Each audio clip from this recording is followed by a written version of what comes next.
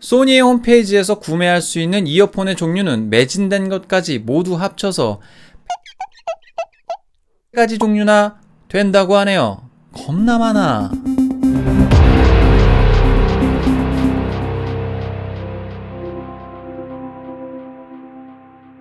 뭐가 좋을지 모르니까 뭐든지 다 준비했어. 그중에 네가 필요한 거 골라갔어. 약간 이런 느낌이죠. 총 188개의 이어폰과 헤드폰이 홈페이지에서 판매되고 있었습니다. 이 중에 36종의 제품이 노이즈 캔슬링을 지원하고 있었는데요. 패시브인지 액티브인지 정확히는 알 수 없지만 소니에서 팔고 있는 노이즈 캔슬링 지원 이어폰들이 이렇게나 많다는 겁니다. 그렇다면 소니는 노캔 장인 회사라고 볼 수 있을까요? 지난번에 설명을 드렸듯이 보스가 어떻게 보면 좀 창시자격으로다가 그렇게 좀 퍼스트 무버로 움직이고 있었는데, 어쨌든 소니는 굉장히 공격적으로 노이즈 캔슬링을 탑재하고 또 평가도 좋은 걸로 잘 알려져 있죠. 오죽하면 WF-1000X 시리즈가 나왔을 때 X를 눌러 보스의 조이를 표하십시오 라는 어떤 그런 밈이 돌 정도로 굉장히 노이즈 캔슬링에 대한 평가가 좋았다고 합니다. 물론 이제 듣는 사람마다 차이는 다를 수 있겠지만 보스를 아득히 뛰어넘는 어떤 그런 노이즈 캔슬링의 성능이다 라는 평가들이 좀 있었던 것 같아요. 지금부터 소니 WF-1000XM3 이어폰 리뷰 시작합니다. 기기에 대한 한숨 설명 들어갑니다. 숨을 모아야 돼.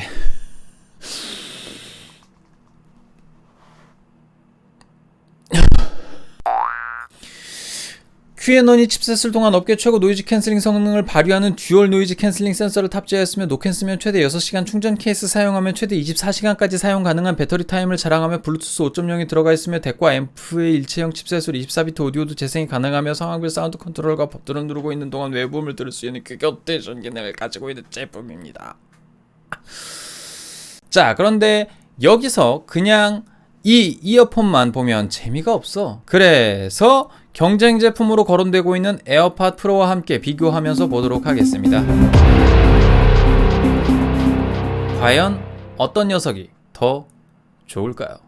결론부터 얘기하면 소니가 압승입니다. 음향의 이응도 모르는 제가 경험해본 결과로는 그저 듣기 좋은 편에 속하는 이어폰이라고 볼 수 있겠습니다. 워낙에 고음으로 찔러주는 느낌을 상당히 선호하는 편인지라 소니처럼 이런 식으로 음질의 입체감이 재현된다면 상당히 좋다고 느끼는 편이에요. 이를테면 공연장에 발생하는 히스 노이즈와 함께 현장감과 입체감을 동시에 즐길 수 있는 상태라면 더할 나위 없이 좋겠죠. 소니는 이걸 해냈습니다.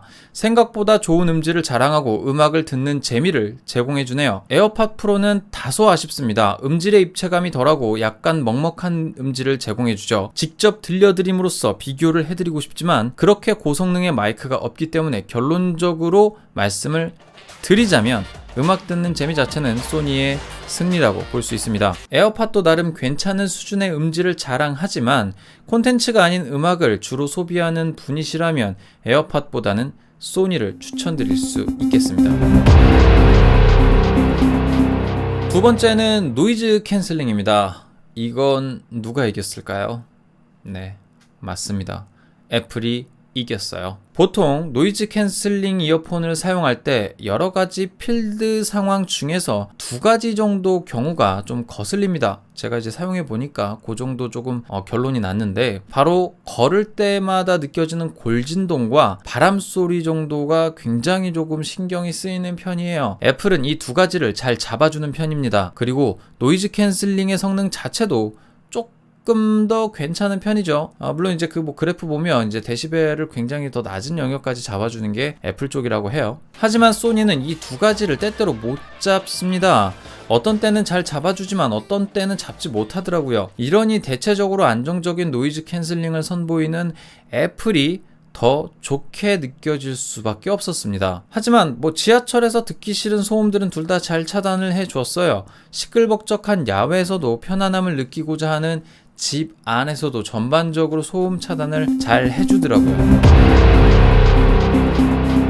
세 번째는 편의성입니다. 당연히 애플의 승리입니다. 이쯤 되면 이게 소니 리뷰인지 애플 리뷰인지 헷갈리시겠지만 소니의 편의성은 정말 최악이었습니다. 특히나 페어링 측면에선 정말 더럽게 불편했는데 워낙에 넘사벽 같은 에어팟U를 사용했었기 때문에 더더욱 거지같이 느낄 수도 있겠습니다만 불편했던 점을 좀 나열해 보도록 하죠. 앱 다운받아야 되고 노이즈 캔슬링 설정하고 해제하는 것도 직관적이지가 않고 연결도 불안정하고 배터리 얼마나 많은지 연결이 되었는지 안 되었는지 꼽을 때마다 양쪽 따로 안내 멘트가 나오고 난립니다. 물론 안내 멘트는 끌 수도 있습니다. 근데 이거 조작하는데 관심 없는 분들은 그냥 쓰게 될걸요? 이 폰에 연결했다가 다른 폰에 연결하려면 이어폰을 케이스에서 분리한 채로 파란불이 깜빡일 때 폰에서 앱을 컨트롤하거나 블루투스를 컨트롤해야 되는데 그렇게 연결되고 나서도 귀에 꼽아야 연결이 성공했다고 메시지가 나오니 정말 혼란스럽습니다. 이게 연결이 된 거야 안 된 거야 안 된 거야 된 거야 계속 이렇게 혼란스러워요. 그런 측면에 있어서 애플의 에어팟은 정말 미친 성능을 보여줍니다.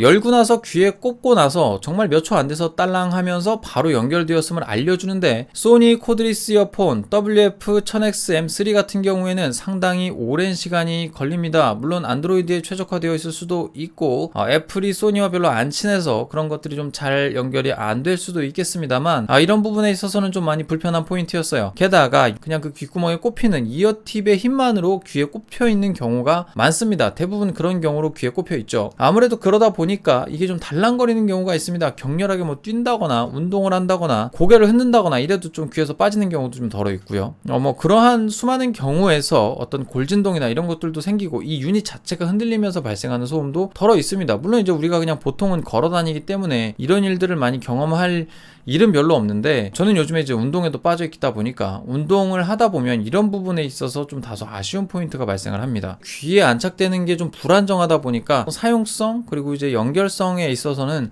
다소 아쉬운 포인트가 되더라고요. 격렬한 어떤 그런 운동들을 많이 하지 않으시는 분들의 경우에서라면 소니의 이어폰을 추천드리는 데에 문제는 없다고 봅니다만 활동성이 많은 어떤 그런 외부 활동이 있으신 분들 같은 경우에는 애플의 에어팟을 추천을 드립니다. 에어팟U 같은 경우에는 이렇게 뚜껑만 열어놔도 충분히 이제 페어링이 되고 또 연결이 됐는지 안 됐는지에 대한 여부도 알 수 있고요. 다른 휴대폰에 연결을 해야 된다라고 하면 뒤에 있는 버튼만 누름으로 해서 이제 페어링 상태로 만들어 놓을 수 있습니다. 그리고 얘 같은 경우에는 다소 과정이 복잡합니다. 기본적으로 휴대폰에서 제공되는 블루투스 시스템을 통해서 페어링을 해도 페어링은 됩니다. 근데 이제 좀 구체적으로 좀 더 어떤 옵션 같은 것들을 설정을 하려면 앱을 또 따로 다운을 받아야 돼요. 그런 것들이 좀 많이 복잡했고 앰비언트 사운드를 온하고 오프하는 거에 대한 정도도 20단계로 조정을 할 수가 있는데 사실 그 기능이 필요한가라는 생각을 좀 했어요. 모르겠어요. 어떤 분들은 또 편리하게 사용을 하실 수도 있겠죠. 장점이라고 볼 수 있는 부분이니까 그러한 부분들이 좀 불편함으로 작용을 했습니다. 그래서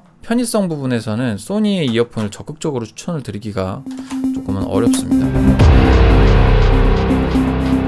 네 번째는 이제 통화 품질이에요. 이건 뭐 듣는 상황에 따라 좋냐 나쁘냐를 따질 수가 있겠는데 아무래도 애플의 승리가 좀 더 가까워 보입니다. 일단 제가 결론을 내리기 전에 여러분들께서 들어보시고 결론을 내주시길 바랍니다. 녹음 파일 큐!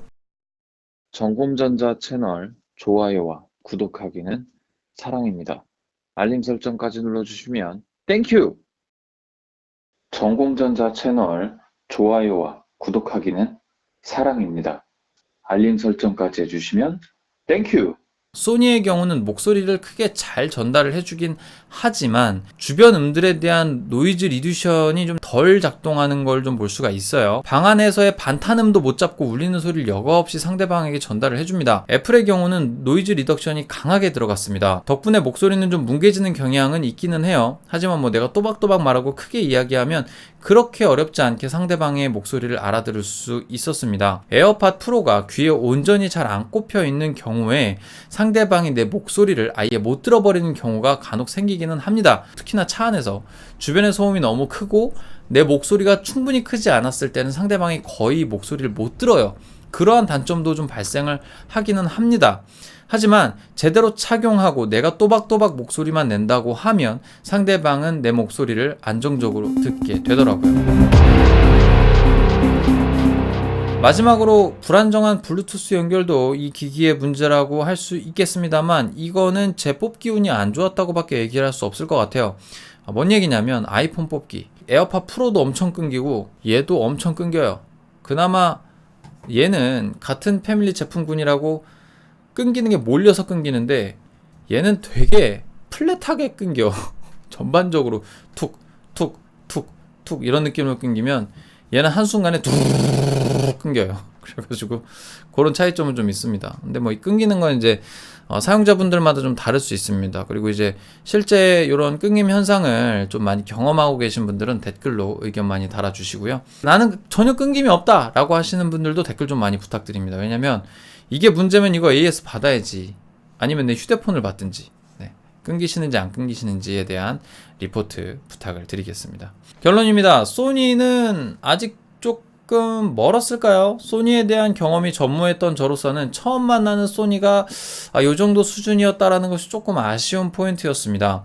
이것이 뭐 물론 모든 소니의 제품을 대변하는 건 분명 아닐 겁니다. 사용하면 머리가 눌리지만 IU 헤드폰을 지하철 출퇴근 상황에서 쓰시는 분들이 더러 계실 정도면 나름의 장점이 분명 존재하는 걸 거예요. 노이즈 캔슬링에서는 업계 최고라고 이야기하면서 비슷한 가격에 에어팟 프로보다 못한 성능을 자랑한다고 하는 건 많이 아쉬운 포인트입니다. 비교 대상이 에어팟 프로라는 게 문제일 수도 있겠습니다만 그래도 아쉬운 건 아쉬운 거예요. 애플 유저로서 에어팟 프로와 소니의 이 노케인 이어폰 두 가지 중에 뭐 쓸 거냐 하면 저는 당연히 에어팟을 쓰게 될 겁니다. 가격 차이가 무려 한 4, 5만 원 차이가 남에도 불구하고 그 돈 더 들여서 좀 더 편리한 편의성을 가져가겠다 라고 하는 게 제 의견이다라는 거죠. 제 점수는 10점 만점에 6점입니다. 다소 업계 최고라고 많이들 이야기하고 있고 그러한 부분에서 긍정적으로 평가하시는 분들이 많음에도 불구하고 저는 이 이어폰에 좋은 점수를 매기기가 조금은 어려웠습니다. 소니는 어느 정도 수준에서 노이즈 캔슬링 기술의 개발을 조금 멈춘 것이 아닌가 하는 생각이 듭니다. 애플의 고성능 노캔 이어폰을 경험한 정곰은 사실 소니가 말하는 업계 최고 노이즈 캔슬링 기술을 보유했다라는 말에 쉽게 동의하기가 어렵네요. 여기까지 정곰전자의 정곰이었습니다. 도움이 되셨다면 좋아요와 구독하기 꼭 눌러주시고요. 내일은 좀 더 나은 정곰이 되도록 노력하겠습니다. 감사합니다. 곰빵!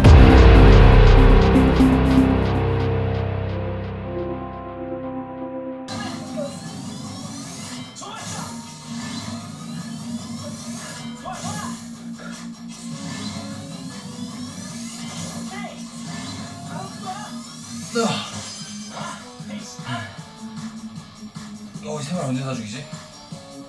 토할 것 같아.